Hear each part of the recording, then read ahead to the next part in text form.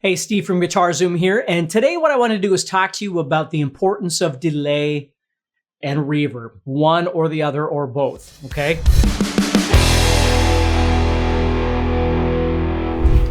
When I was younger, when I was in my 20s, and certainly before that, I had been convinced that reverb and delay and any effect were bad. Like if you were a real guitar player, you'd never use any effects ever, and then started realizing that every other guitar player on the planet used effects, right?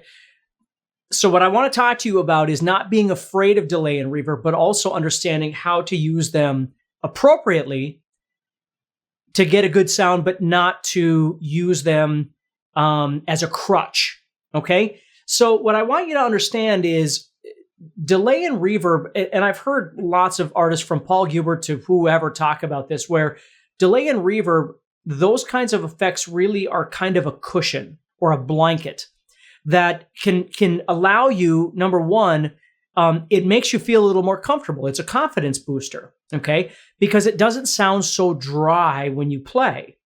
And number two, it actually acts like its own, in my opinion, it almost acts like its own note, where you are allowed then to not play so much because the delay and the reverb can take the place of some of that playing. Let me show you what I mean, and then let's talk about without it. So right now I've got quite a bit of reverb on and a little bit of delay. Now watch when I play.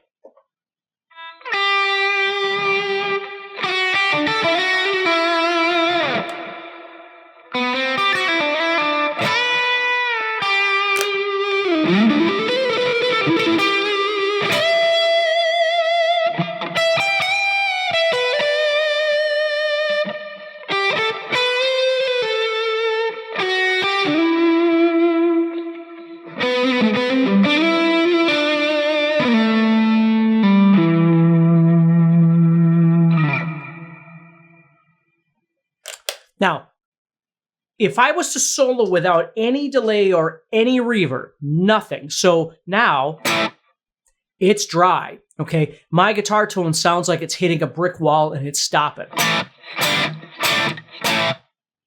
Okay? Now, if I go to solo with this,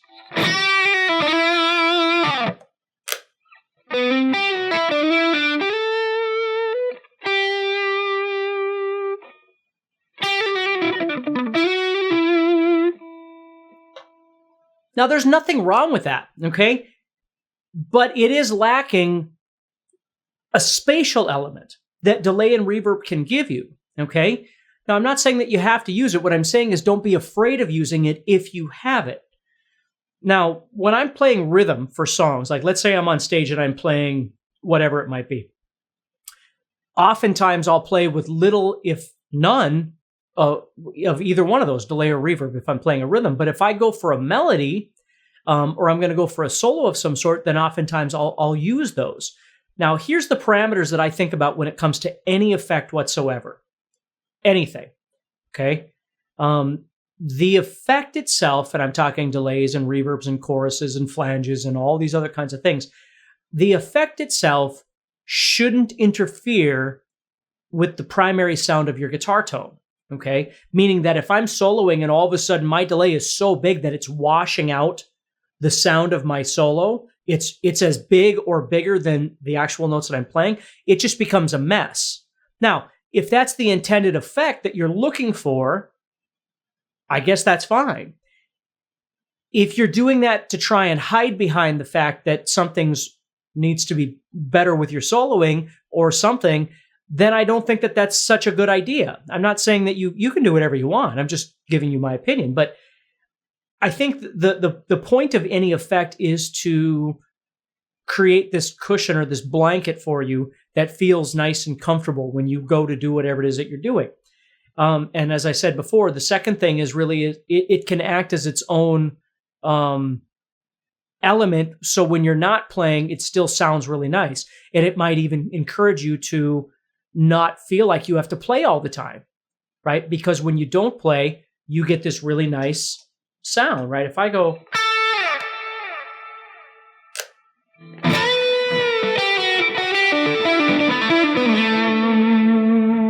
Now that's a lot of delay. Now, what I want you to notice, though, is as I'm soloing, you're still going to hear all of my notes.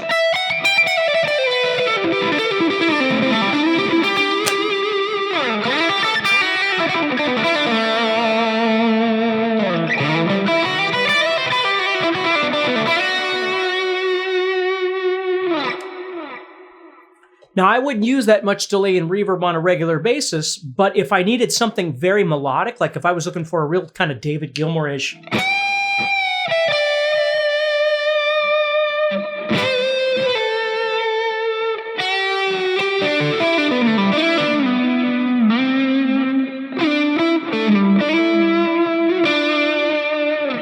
I might use that, okay? Generally, I would back that delay down so it kind of washes into the reverb.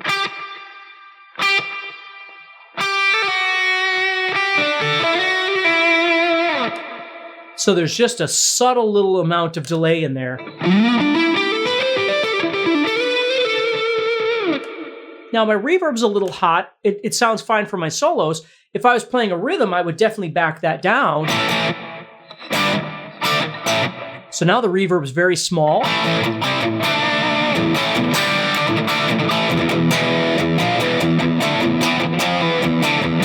And as I'm playing, it gets lost in there, which is the point, right? I don't need it to get in the way of anything. But when I do end, there's just a subtle little twinge of something at the end. And that's just a nice regular old kind of delay and reverb that I would use. So my delay is usually set somewhere around 660 milliseconds, somewhere around there. I don't get too overly worried about it. And then it usually only has 2 or 3 clicks, which now, I mean, I can kind of hear 2. That's enough. I don't need 7. Dun, dun, dun, dun. I don't need that. Just a couple is fine. The reverb is very small. If I hit the reverb up a little bit, now it's a bigger reverb. You see? If I hit the delay up, now you'll see the delay is slower. So now you're hearing all of those. So I like to run a delay and a reverb pedal. I'm actually using Strymon stuff. So I've got a Strymon Big Sky for my reverb, and I've got a timeline for my delay. You don't need those kind of pedals, but I'm just saying I like to run independent reverb and delay pedals because then I can turn them off or on, and I can choose how little or how much depending on the situation I find myself in. You see, if I was playing clean, if I went to a clean channel here,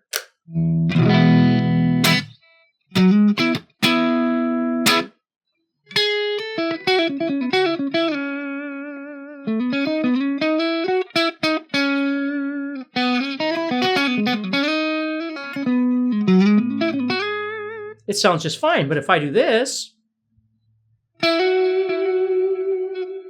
I'm going to turn that delay down a little bit.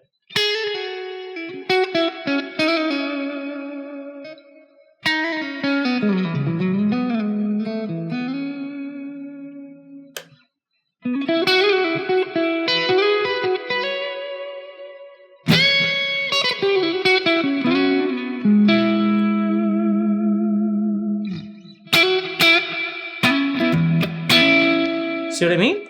So I get these nice sounds.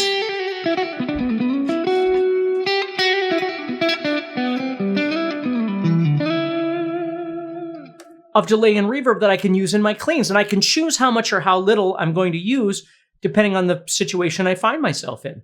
That's why I like to have separate delay and reverb pedals so I can do that. You don't need that. I just want you to understand that there's no reason to be afraid of reverb and delay because it really can help your tone. It can help the color of what you're doing. It can help your confidence.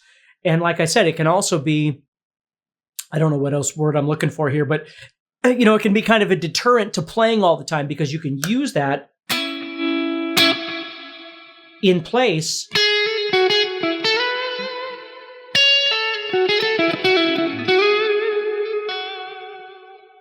See, if I do add a little more delay, now this is going to be quite a bit.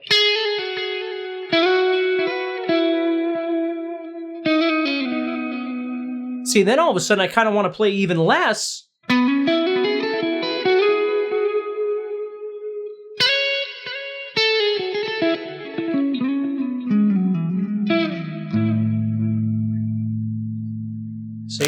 So if I was on a crunch channel, let's say I was doing like a blues solo, but I want it to be, again, more of a Gilmore-ish kind of...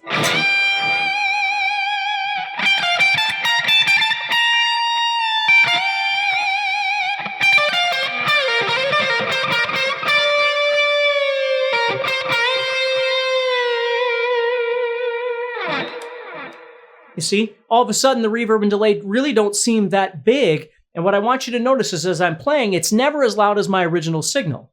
So as I'm playing, it's not fighting with the sound of the reverb or the delay. It's when I get done, you can hear it. If I stop picking, you can hear some element. If I stop playing, you hear it all over the place.